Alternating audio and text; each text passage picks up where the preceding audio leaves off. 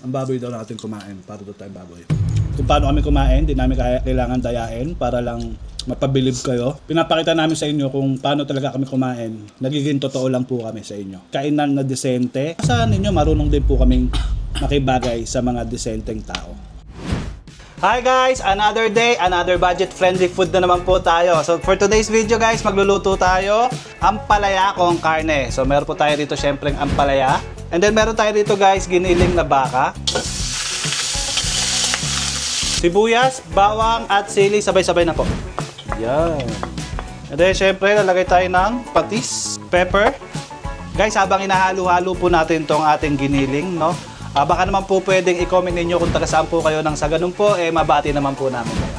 Okay guys, ituturo ko sa inyo yung technique ko sa ampalaya para pagka po niluluto siya, hindi po siya mapait, no? So una po ginagawa ko po sa kanya is binababad ko po siya ng 30 minutes po sa tubig na may asin po. Kapag ginayat nyo po siya, yung maninipis lang po. And then kapag ginayod nyo po, yung buto niya, medyo, nyo po, diin-diinan nyo po talaga para mawala po yung pait. So, yun po yung technique ko. And then, lalagay na po natin yung ating ampalaya. Kaya, may naiwan na 2 piraso. And then, timplahan po natin siya ng toyo. Maglalagay po tayo ng kalahating baso ng tubig. Ampalaya con carne. Spicy. And then guys, lalagyan po natin siya ng oyster sauce. Hey, Margo! Prepare the table! Pus ka na may lab. Pus na ako. Luto na po ang ating ampalaya con carne. Okay, uunahan ko na po kayo guys.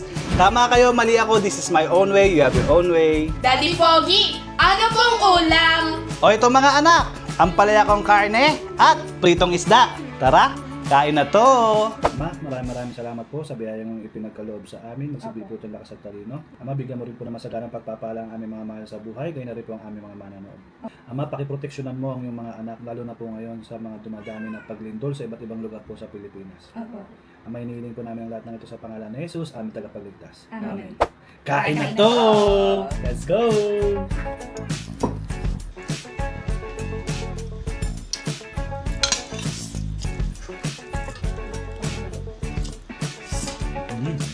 Balik pala tayo dahil nagko-content na naman tayo ng ganito. Siguro hindi lang sasanay na ganito tayo kumain. Ang baboy daw natin kumain para doon tayo baboy.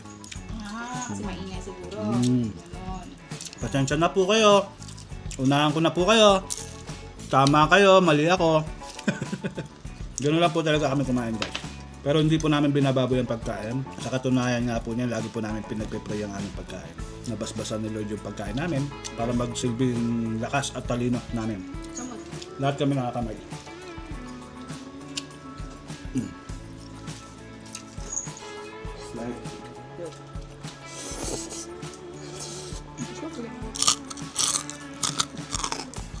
Wow, sarap siya.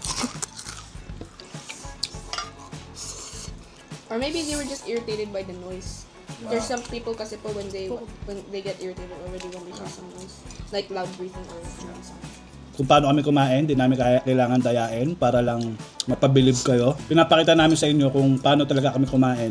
Kung nabababuyan po kayo, well, it's your call. Pero ito po talaga kami. Nagiging totoo lang po kami sa inyo. And kung iimbitahan nyo naman kami sa mga kainan na desente, asahan ninyo marunong din po kaming makibagay sa mga desenteng tao. Okay? Mataas or mababang tao, pwede po namin yung pakibagayan. Yun lamang po. Hi muna tayo sa kanila. Hi, fam! Thank you, Lord!